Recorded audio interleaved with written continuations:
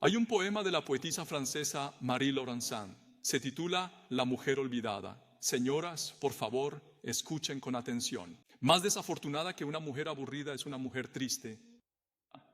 Más que una mujer triste es una mujer desafortunada. Más lamentable que una desafortunada es una dolida. Más desafortunada que una mujer dolida es una mujer abandonada. Más desafortunada que una mujer abandonada es una mujer errante. Más desafortunada que una mujer errante es la muerta. Y más desafortunada que una mujer muerta es una mujer olvidada. Amados, para nosotros, los seres humanos, ser olvidado es, de hecho, lo más triste y lo que nos causa un dolor más profundo en el corazón. Somos un ser social relacional. Pero ¿qué sucede si somos olvidados? El valor de mi propia existencia y cada una de las alegrías, las tristezas y la felicidad que experimento en mi vida, gozo y a veces diversos sufrimientos, todo lo que se puede disfrutar en las relaciones significa que casi todo eso desaparece. Las mujeres, en particular, valoran las relaciones más que los hombres. ¿No es así? Pero ser olvidada es algo extremadamente fatal. Es una situación muy desafortunada. Por lo tanto, es inevitable que se manifieste como un temor. Sin embargo, amados hermanos, ¿acaso esto solo les sucede a las mujeres? Ningún ser humano desea ser olvidado. Sí, de hecho, lo que quiero decir es que es algo que tememos. Hace tiempo vi una película llamada Troya. El guerrero griego Aquiles ahora se está preparando para participar en la guerra de Troya. Su madre, quien es la diosa Tetis, le entrega una profecía. Hijo mío, si vas a esta guerra, aunque hasta ahora has sido un héroe, esta vez morirás. No participes en ella bajo ningún concepto, pero Aquiles, de todos modos, se va a la guerra. Y la razón es muy simple. Eso es debido a las palabras de su amigo Odiseo. Amigo mío, esta guerra, la guerra de Troya, será recordada por siempre y para toda la eternidad. Nosotros, los humanos, anhelamos ser recordados y no ser olvidados. Por eso, los reyes erigían altos monumentos diciendo, recuérdenme, y la gente común también lo hacía. ¿No es verdad que con la esperanza de permanecer en la memoria de alguien hemos llegado a crear proverbios como ese?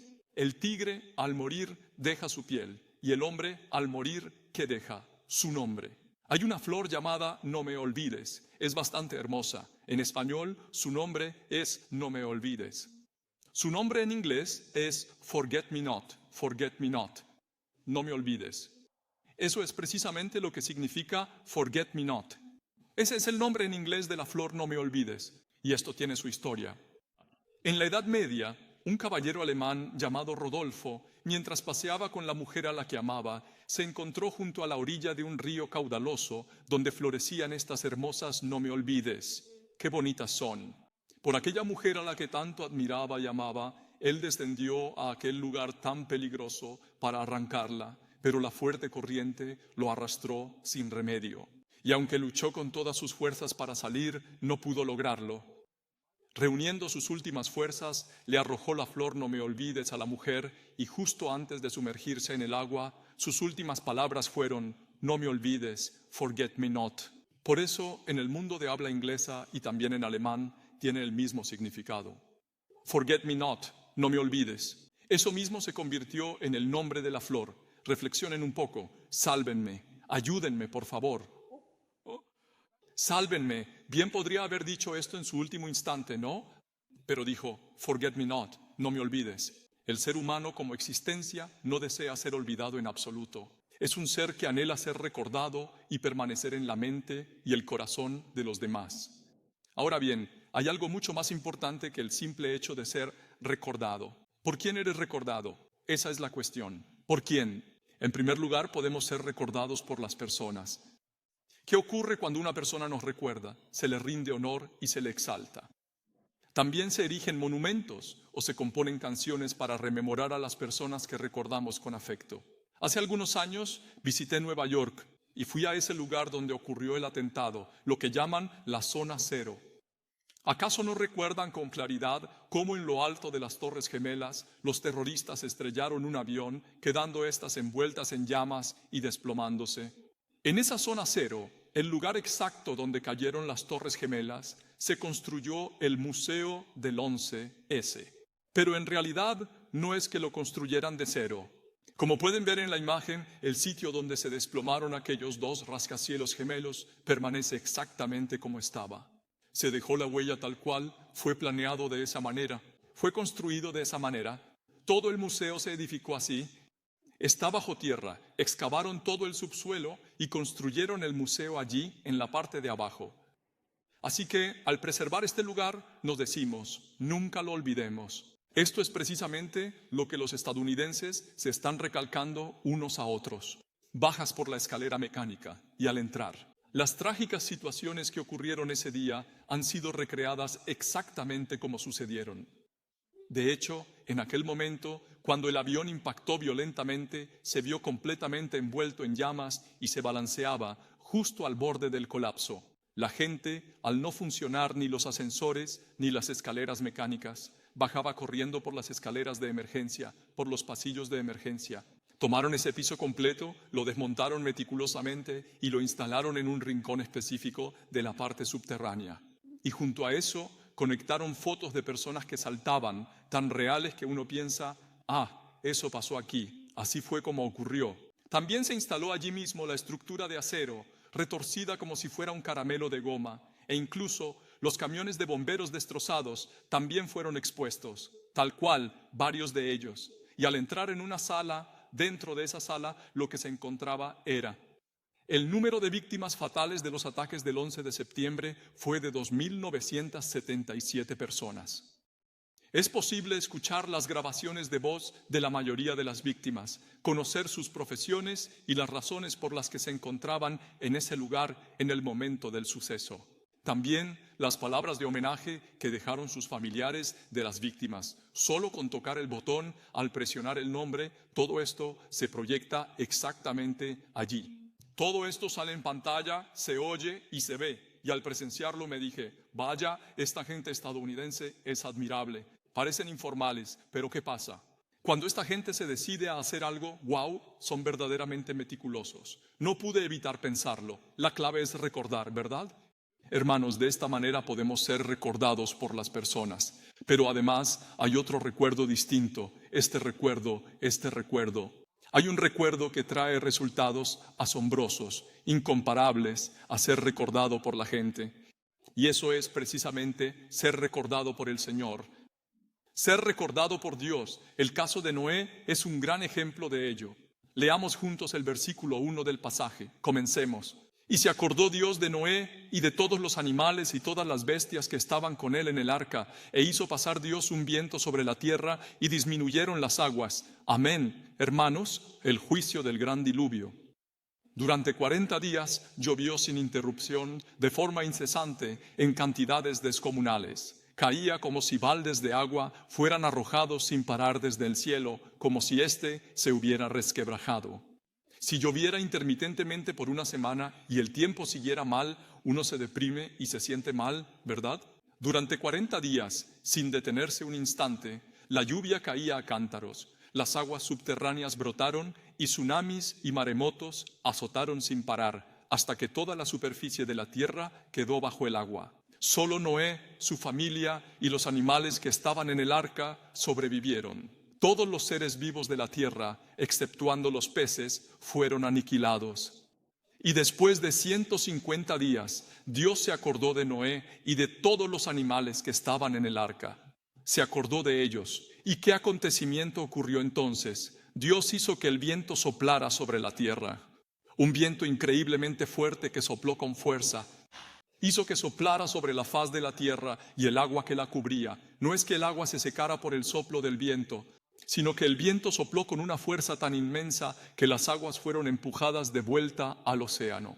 Así, dado que Dios lo recordó, el juicio del gran diluvio finalmente terminó, dando lugar a un nuevo comienzo y a la restauración. Queridos hermanos, de aquí podemos entender algo crucial.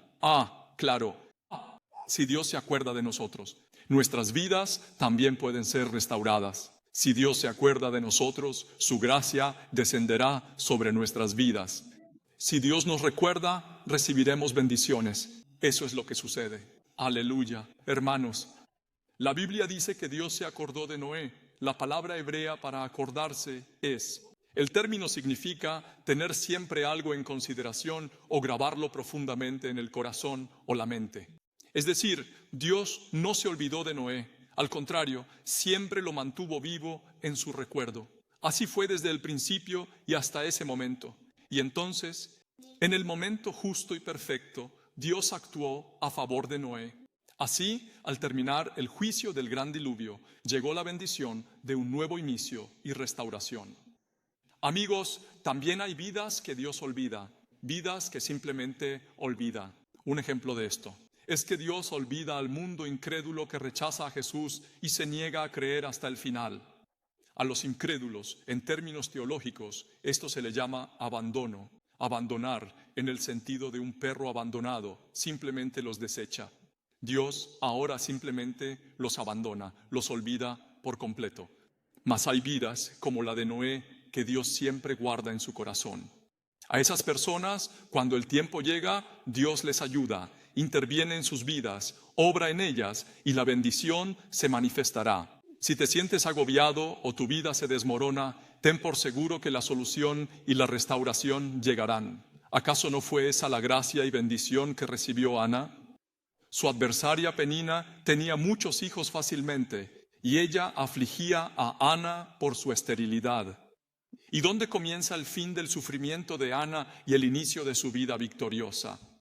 Comienza en el momento en que Dios se acuerda de Ana. Leamos 1 Samuel 1:19 en adelante. Empieza, y Jehová se acordó de ella.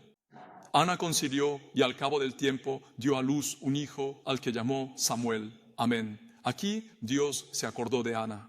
La palabra sacar significa acordarse. Es la misma palabra que se usa para recordar. Es solo que en la traducción coreana se tradujo de forma diferente. ¿Cuándo fue que Israel, esclavo por 430 años en Egipto, disfrutó la gloriosa restauración y gracia del Éxodo? Cuando Dios los recordó. En Éxodo 2:25, Dios miró a los israelitas y ¿qué hizo? Los recordó. Hermanos, confíen en que si Dios los recuerda, grandes milagros ocurrirán en sus vidas, recibirán bendiciones, restauración y gracia. Lo importante es, Dios se acordará de nosotros, de su pueblo, de sus santos. ¿Nos recordará o no? Sí, y recuerda. Es un Dios que siempre nos recuerda y nos tiene presentes. Dios lo declaró claramente en Isaías 49, versículo 15. Leámoslo juntos, empecemos. ¿Puede una mujer olvidar a su niño de pecho? ¿Puede no compadecerse del hijo de sus entrañas? Aunque ellas lleguen a olvidar, yo nunca me olvidaré de ti. Amén, mis queridos hermanos. La madre lleva al bebé en su vientre durante 9 meses y finalmente lo da a luz. Lo abraza contra su pecho y el bebé se alimenta de su leche. ¿Qué madre olvidaría a su bebé? Aunque eso sucediera, Dios nunca, bajo ninguna circunstancia, olvidará a su pueblo, a nosotros, sus santos. Esa es la verdad que Él nos está comunicando. Aleluya. Es como si, cual letras grabadas en piedra que son imborrables, Dios nos tuviera esculpidos en lo más profundo de su corazón. Debido a que Él nos salvó con la preciosa sangre de Jesucristo, Dios nunca nos dejará ir, ni nos olvidará, ni permitirá que caigamos en el olvido, sino que siempre nos tendrá presentes en su memoria. Por eso les pregunto, ¿quién es el ser más bendecido de este mundo? Espero que crean que ustedes y yo, los santos a quienes Dios recuerda, somos los seres más bendecidos. Él siempre nos recuerda y camina con nosotros en esta vida. Cuando oramos en soledad y dificultad, Dios nos escucha y nos otorga su gracia sin límites. Y el día que nuestra vida termine, Él nos guiará hasta el cielo eterno. Porque tenemos un Dios que así nos recuerda. Crean que ustedes y yo somos personas felices y las más bendecidas. Esta es también la razón por la que evangelizamos a los que se han alejado. Anhelamos que ellos también crean en el Evangelio, entren en Cristo y se conviertan en personas a quienes Dios siempre recuerde, acompañe, bendiga y les dé su gracia. Por eso les extendemos nuestra mano con amor. Por eso, hermanos, aunque a veces suframos injusticias, a veces humillaciones e insultos, hasta el punto de sonrojarnos, aquellos que evangelizan y se esfuerzan por guiar a cada una de esas personas al Señor, son verdaderamente un puente para la bendición de Dios, un puente de bendición para que cada alma pueda disfrutar de la gracia infinita de ser recordada por Dios, ustedes cargan con todo, soportan la humillación y la vergüenza para evangelizar y predicar el Evangelio. Por eso, en el cielo, ¿quién tendrá la mayor recompensa? La mayor recompensa es para el evangelista. Ayer tuve una boda que oficiar. En la ceremonia me reencontré con una diaconisa a quien no había visto en mucho tiempo. La vi. Hacía varios años que no la veía. Y la verdad me sorprendió un poco, porque su rostro se veía mucho más radiante. Estaba más luminosa. Su expresión había mejorado muchísimo. Le dije: diaconisa, se la ve muy bien. Y mientras conversábamos, me di cuenta de que su situación actual era, en realidad, bastante difícil. Porque resulta que tiene una única hija, sin hermanos. Solo tiene una hija. Y su esposo falleció hace mucho tiempo. Ella había criado a su hija con mucho cariño, la casó, y después de que su hija tuvo un bebé y pudo ver a su nieto, pensó que finalmente podría disfrutar de la alegría de la vida. Pero en ese preciso momento, su hija decidió emigrar al extranjero con su marido. Así que, imagínense, esta diaconisa ya no tiene esposo ni a su hija única. La diaconisa se encontró completamente sola en Corea, con gente a su alrededor, compadeciéndose de ella, lamentando y diciendo: «Ay, pobrecita, ¿qué va a hacer ahora?». Pero esta mujer, cada vez que oraba, preguntaba a Dios: «¿Qué debo hacer?». Y al orar, Dios la conmovía y le respondía con amor: «Mi querida hija, no te angusties, yo siempre estoy contigo. ¿No camino acaso a tu lado? Para que no tengas que inquietarte por el mañana, yo te acompañaré y te guardaré. Yo me acuerdo de ti». Y de esa forma ella siente que Dios la sigue conmoviendo constantemente. Ella, que siempre ha sido muy devota a la oración, comenta que antes sus plegarias eran unilaterales, realizadas por pura fuerza de voluntad, pero ahora se han transformado en una genuina y profunda comunicación recíproca con el Señor. Pero a pesar de todo, está tan agradecida por esa gracia. Y por eso su rostro se ha iluminado como la luna llena, está radiante. Vaya, hasta yo me sorprendí. A ese nivel ha llegado, a ese nivel. Y ella decía: «Ay, mi vida es verdaderamente afortunada y bendecida por la gracia del Señor, quien me recuerda y me responde en mis plegarias». Y ella me decía: «Ay, aunque me entristece y lamento mucho que mi hija se vaya tan lejos, confío en que Dios le dará lo mejor». Eso fue lo que me comentó. Aleluya. Amados hermanos, espero de todo corazón que crean que Dios siempre los tiene presentes a ustedes y a mí. No somos nosotros, ustedes y yo, aquellos a quienes Dios, con tal amor, envió a su unigénito Hijo Jesucristo a esta tierra para salvarnos mediante su muerte en la cruz. Ustedes y yo somos su más preciado tesoro. Y ese mismo Dios, como se menciona en Isaías capítulo 49, nos dio como pacto la promesa de que, aunque una madre olvide al hijo que amamanta, Él nunca nos olvidará a ustedes ni a mí. Espero que crean que Dios nunca nos olvida, como si estuviéramos grabados con un cincel de diamante, y que es un Dios que camina con nosotros, nos guía y nos dirige. Cuando somos tentados por el diablo y atacados, ¿acaso Dios se acordará de mí? Aunque oro, no me escucha y mi vida parece abandonada. ¿Acaso Dios piensa en mí? No. Espero que crean que el Señor tiene un propósito para nosotros, que se acuerda de nosotros y que con paciencia nos está observando hasta el momento más oportuno. Cuando Dios recordó a Noé y a los animales en el arca, al finalizar el dilatado y doloroso juicio del gran diluvio, llegó una nueva era de gracia, restauración y bendición. Y a nosotros nos sucede igual. A veces es difícil. A veces la vida es dolorosa, pero cuando llegue el momento justo del Señor, Él, quien siempre nos tiene presentes, transformará nuestros problemas en un testimonio y el sufrimiento en un medio para demostrar que Dios vive y nuestras vidas gozarán de la gracia que Él ha dispuesto. Espero que crean que al disfrutar de la restauración y sanación y testificar del Señor, nuestra vida será de evangelio, de testimonio y de gracia. Solo tienen que ser pacientes y perseverar hasta entonces. Ciertamente, quienes son recordados por Dios, ellos muestran una característica en su forma de vivir. ¿Cuál es? Es que viven tal como Dios los va guiando. Ahora, por favor, repitan conmigo: tal como Dios nos guía, así vivo. Miren a Noé ustedes, eruditos de la Biblia. Han calculado el tiempo físico, aunque puede que no sea 100% exacto, pero lo han intentado. Se pusieron a calcular cuántos días transcurrirían desde el primer día hasta el último de la inundación de Noé. Al investigar las Escrituras, se descubrió que desde el día exacto en que inició el diluvio de Noé hasta el momento en que terminó por completo y la tierra fue restaurada, transcurrieron alrededor de 370 días, unos 370 días. Durante 40 días, lluvias torrenciales y tsunamis de aguas subterráneas lo cubrieron todo por completo. Después de eso, durante los siguientes 150 días, el agua cubrió enteramente toda la superficie de la tierra, creando una situación sumergida. Y luego, durante el tiempo restante, el agua se retiró y finalmente el tiempo que se secó. Todo sumó unos 370 días desde el primer día. Así es. Dios envió un viento muy fuerte que llevó toda el agua de vuelta al mar, ¿verdad? Fue a partir del día 150. El periodo desde entonces hasta el día 370, ese lapso. De hecho, el agua ya se había retirado de la superficie. Es el periodo en que se secaba por completo hasta el día 370. Incluso durante ese tiempo, Noé y los animales tuvieron que esperar dentro del arca. Esperaron. Y por eso Noé envía primero al cuervo, ¿no? El cuervo es un ave que tiene la capacidad de sobrevivir comiendo cadáveres, ¿cierto? Por eso lo envió primero.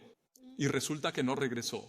Ellos por su cuenta se las arreglan para subsistir allí. Luego envió una paloma, ella tiene un instinto de regresar a casa. ¿Cómo pudo no volver? Podría avisarnos. La envió 3 veces, con 7 días de intervalo. Las 2 primeras veces regresó, pero la tercera ya no volvió. En otras palabras, las condiciones ya eran adecuadas para poder vivir. Uno de nuestros pastores auxiliares había trabajado en un barco de pesca de altura. Le pregunté, ¿cómo fue eso? Y cuando le pregunté, me dijo que de verdad sentía que iba a morir. Estar un par de meses en un barco pesquero de altura, confinado en la inmensidad del océano, en ese reducido espacio, te hace sentir un escalofrío que te recorre el cuerpo. Miren, incluso un vuelo de 11 horas para cruzar el Pacífico e ir a Estados Unidos es sumamente agotador. Pero flotar 2 o 3 meses en medio de ese vasto Pacífico, la verdad es que sentía que uno podía volverse completamente loco. Por esa razón, poco tiempo después, al llegar finalmente al puerto, todos se apresuraban a descender del barco. Entre ellos, ni uno solo decía, ¡ay, me gusta esta embarcación, me quedaré aquí! No había ni una sola persona que se quedara, todos sin excepción bajaban, ¿verdad? Si así se sienten con un par de meses, imaginen a Noé, que pasó más de un año, 370 días, dentro del arca. El arca no era un crucero, ¿saben? No era un crucero con música, manjares exquisitos y fiestas por todas partes, ¿verdad? Los cadáveres flotaban por todas partes, una imagen espantosa. El arca estaba llena del hedor y el ruido de los animales. ¿No fueron así esos 370 días? Entonces, al saber que el mundo era de nuevo habitable, ¿no envió una paloma que no volvió? En ese momento podría haber pensado, ya está, ya puedo vivir, abrir la puerta del arca y salir, pero no lo hizo. En cambio, Noé se mantuvo en espera de Dios, pacientemente aguardó. Y Dios, al hablarle, le dijo, ahora es tiempo de salir. Fue solo entonces que Noé comenzó a sacar a los animales. Veamos los versículos 15 al 18. Dios le dijo a Noé, sal del arca con tu esposa, tus hijos y tus nueras, saca también a todo ser viviente contigo, aves, ganado y todo animal que se arrastra sobre la tierra, para que se reproduzcan y llenen la tierra. Noé, junto a sus hijos, su esposa y sus nueras, salió del arca, y solo cuando Dios le habló fue entonces cuando salieron. Y hermanos, ¿no es lo mismo con Jesús, a quien Noé prefiguró? Nuestro Señor Jesús, aunque es el Hijo de Dios, ni una sola vez actuó según su propia voluntad o sus propios pensamientos. Nunca hizo lo que quiso.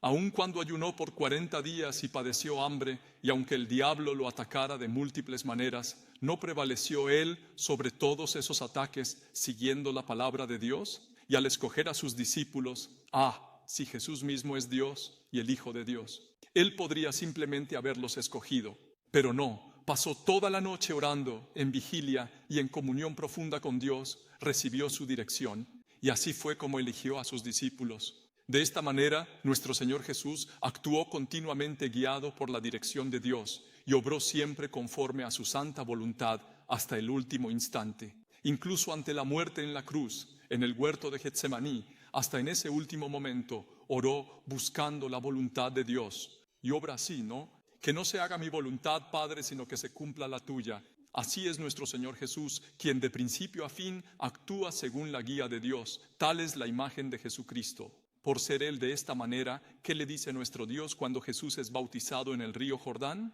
Él dice: este es mi llamado Hijo, en quien encuentro mi gran complacencia, mi Hijo amado, mi deleite. Hermanos, espero que podamos actuar según la voluntad de Dios y ser de su agrado. Hubo personas así en nuestro país. Si miran, en Corea hay gente de fe como joyas ocultas. Está el general Nahuipil. Es él. Él era un anciano de la iglesia con una fe inquebrantable. Durante la época del presidente Park Chung-hee, en una cena para generales, la unidad dirigida por el general Na fue reconocida como el mejor ejemplo a seguir. Al oír eso, el presidente Park, muy complacido, dijo: General Na, salga acá. Y entonces le entregó una copa en la mano y en ella vertió el licor, diciendo: bébete un trago. La gente lo miraba con mucha envidia. ¡Guau! ¿No sería maravilloso estar en su posición? Conquistar otra estrella sería extraordinariamente fácil, pero en ese momento el general Nahuipil, él rechazó la oferta. Excelencia, soy cristiano y no puedo consumir alcohol. En su lugar, por favor, sírvame un vaso de gaseosa. Le dieron un refresco, dicen que el ambiente se congeló. Total, esta situación duró tan solo unos segundos. Era un momento de tal poder que ni un pájaro en el cielo podría volar. Y la gente se preguntaba: oye, ¿qué está intentando el general Na? Esto le costará la vida. Fue un momento de tanta tensión que el ministro de Defensa, intentando calmar la situación, se levantó de golpe, le arrebató la copa al general Na y exclamó: Su Excelencia, me la bebo yo. Y entonces se la bebió toda de un solo trago, ¿no es cierto? Viendo esa escena, el presidente Park: Na, ¿y qué dirán ahora todos los demás? Usted es un auténtico cristiano, realmente es un hombre de fe. Y con esas palabras se retiró. Pero luego se desató el caos. El jefe de seguridad del presidente, junto con los generales cercanos al general Na, comenzaron a lanzar duras críticas. Oye, ¿te has vuelto loco en este preciso instante? Prepárate a ser despedido. ¿Qué fue eso? Pero amigos, este general Na regresó a su oficina y se puso a pensar: vaya, pero ¿y saben hasta dónde se remontan sus pensamientos? Recordó que cuando se graduó de la academia militar, el director de la misma les dijo: si quieren tener éxito, deben saber beber bien. Pero él nunca había probado ni una gota de alcohol en su vida. Y por la gracia de Dios había llegado hasta donde estaba, a punto de convertirse en general. ¿No es así?, pensó. Ya he recibido una bendición inmensa de Dios con solo esto. Si tengo que dejar mi puesto, lo haré con gratitud. Pero fíjense, sorprendentemente, en lugar de ser amonestado, fue ascendido con una estrella más. Fue ascendido a mayor general y luego a jefe de operaciones del cuartel general del ejército. ¿No es increíble? Yo no sé qué es eso, jefe de operaciones del cuartel general del ejército, pero dicen que es un puesto muy, muy importante. El general Lee Pil-seop también tiene otra anécdota de la guerra de Vietnam. Cuando esos generales de alto rango participaban en la guerra de Vietnam, siempre hacían una escala obligatoria de un día en Taiwán, específicamente en Taiwán. Pasaban una noche en un hotel y después partían rumbo a Vietnam. Así, el general Lee Pil-seop pasó una noche en Taiwán. Había un hotel específico donde se alojaban los generales. Pero en la noche alguien tocó a su puerta. Cuando abrió, era el gerente general del hotel, un taiwanés, quien después de una reverencia muy respetuosa le entregó un pequeño folleto. Al mirarlo con atención, era un álbum de fotografías de mujeres desnudas. Le explicaba que si escogía a una mujer, la harían entrar a su habitación. Le explicó que todo estaba incluido y pagado en los viáticos del viaje. Todos los que vinieron antes y los que vendrán después hicieron y harán lo mismo. Pero el general se negó rotundamente y les dijo: mañana tengo que ir al servicio del amanecer, así que si hay alguna iglesia cerca de este hotel, por favor, díganme su ubicación. ¿Lo entienden? Estaba a punto de ser enviado a un campo de batalla donde su vida pendía de un hilo en todo momento. Es un soldado. ¿Qué no sería capaz de hacer? No sabe cuándo va a morir. Por esa razón, todos los demás actuaban de la misma manera, pero él, en cambio, pensó: Dios me está mirando justo ahora, Él está conmigo. Con una fe como la de José, se protegió a sí mismo. Después de eso, el gerente del hotel se quedó boquiabierto y les dijo a las personas: oigan, en todo el tiempo que he vivido desde la construcción de este hotel, nunca antes había visto a alguien tan incorruptible y recto como el general Na. Al retirarse, recibió una llamada de Kim Jae-ju, jefe de la Agencia Central de Inteligencia. He estado varios días pensando a quién nombrar subdirector de la Agencia Central de Inteligencia y usted, general Na, es el indicado. Porque en ese entonces el puesto de subdirector era uno de los más importantes, ya que implicaba manejar el enorme presupuesto de la agencia. Si no era alguien íntegro, no se podía sentar en ese puesto. El presidente no lo aprobaría. Entonces, al recomendar al general Na, el presidente Park, al ver la lista, mostró una expresión de satisfacción y exclamó: «Ah, es el hombre que, por ser cristiano, rechazó el trago que yo, el jefe de Estado de la nación, le ofrecí en el pasado». Si es una persona así, es alguien que podrá resistir cualquier tentación. Y dicho esto, estampó su sello de aprobación. ¡Aleluya! Poco después, el presidente ascendió nuevamente al general Na a un puesto de nivel ministerial como presidente del Comité de Planificación de Emergencia. Si en ese momento no hubiera sido ascendido a ese puesto, ¿qué habría pasado con el general Na? Como subjefe asistente de la Agencia Central de Inteligencia, era una persona designada y confirmada que tenía que asistir obligatoriamente al incidente de Gunjong-dong, donde Kim Jae-ju asesinó al presidente Park. Pero gracias a la gracia de Dios, logró evitar esa crítica situación. Queridos hermanos, este es tan solo un ejemplo, pero Dios, a quienes se esfuerzan y luchan por vivir bajo la guía de Dios, estoy seguro de que Él les otorgará su gracia, se hará cargo de ellos y los cuidará. Es lo que espero que ustedes crean. Así es, las personas de Dios. No vive a su antojo según sus deseos y pensamientos. Aunque lo vean o lo oigan claramente, no actúan según lo que ven o escuchan. En cambio, creo firmemente que el pueblo de Dios debe vivir, como Noé, dejándose llevar por la guía divina. Afortunadamente, Dios no abandona a esas personas. Confíen en que Él es un Dios bueno y misericordioso que vigila a esa persona, la rescata del peligro, le concede la provisión divina, la sostiene con la mano de su poder y se hace cargo de su vida hasta el final. Amados, Dios se acuerda de mí. Deseo que todos ustedes puedan aferrarse a esta fe. Y espero que todos ustedes puedan convertirse en creyentes que viven de acuerdo a la dirección de Dios. El Dios que se acordó de Noé y que, a través de él, quien actuó conforme a su guía, obró para dar comienzo a una nueva humanidad en la tierra, rescató a su familia del peligro y le otorgó su gracia, es el mismo Dios para mí y para ustedes. En el nombre de Jesús, ruego para que todos ustedes lleguen a ser el pueblo del Señor que vive en Dios y triunfa gracias a la compañía y el cuidado del Señor.